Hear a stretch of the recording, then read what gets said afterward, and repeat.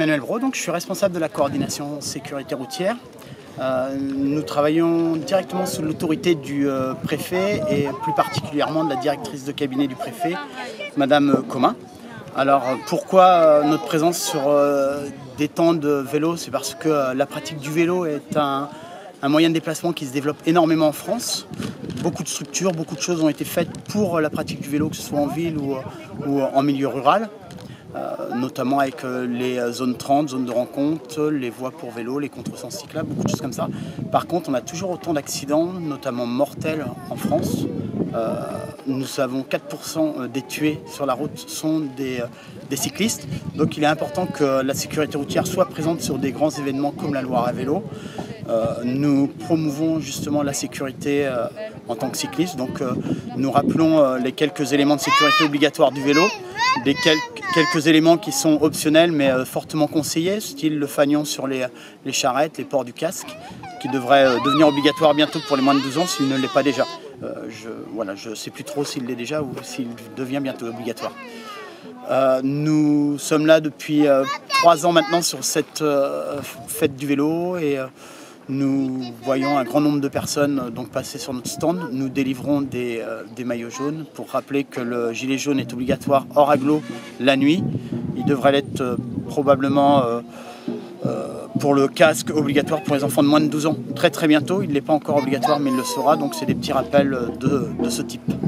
Et vous sentez justement le public réceptif à votre démarche? Alors sur des grands événements comme celui-ci, le public est toujours réceptif. On constate que bien souvent les enfants portent le casque, voire le gilet jaune, peu ou prou pour les parents. Alors on leur dit que la sécurité des parents est aussi importante parce qu'un petit sans papa ou sans maman, c'est pas la même chose. Donc ils sont assez réceptifs. Après sur les temps comme aujourd'hui, ils le mettent. Maintenant on les voit un peu moins en ville.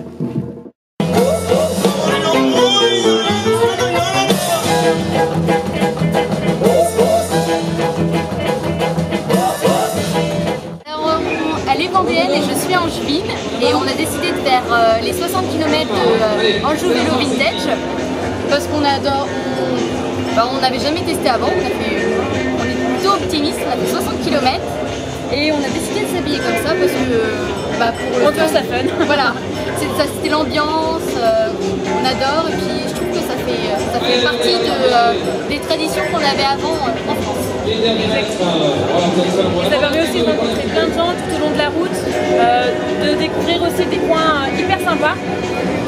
Donc voilà, c'était vraiment une très bonne expérience. Donc on verra ça l'année prochaine. Exactement. Avec plus de monde à faire.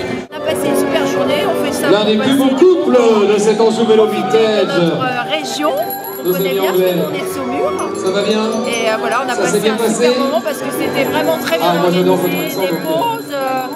On a été très gâtés et nous on a fait que les 30, voilà, mais voilà, super. Quelle a été votre motivation de participer cette année?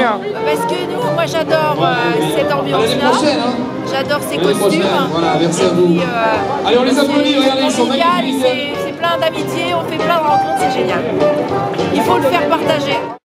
Nous sommes venus cet après-midi avec la Vaginale, la fanfare médecine de la faculté de Tours.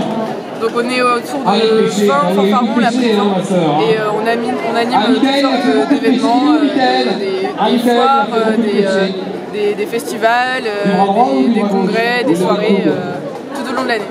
Nos motivations pour jouer, c'est la bière principalement. Un peu la musique de temps en temps.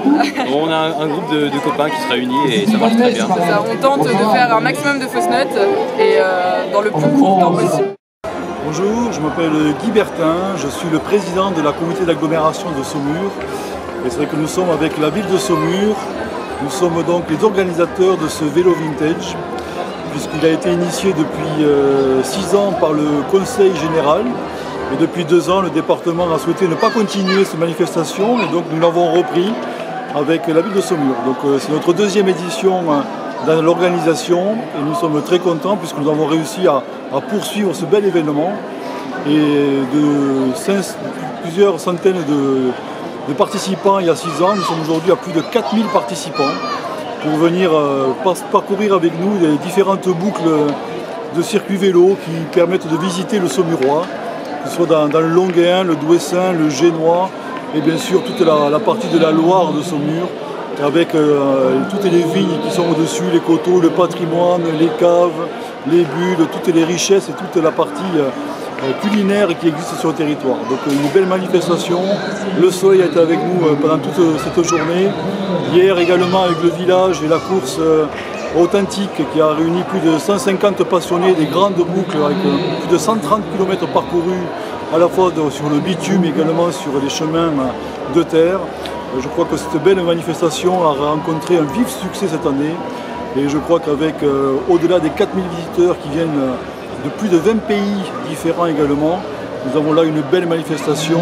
Le village a remporté également un vif succès, plus de 25 000, 30 000 personnes sont venues sur 2 jours. Et puis vous voyez, la fête continue, la musique est là, l'ambiance est là.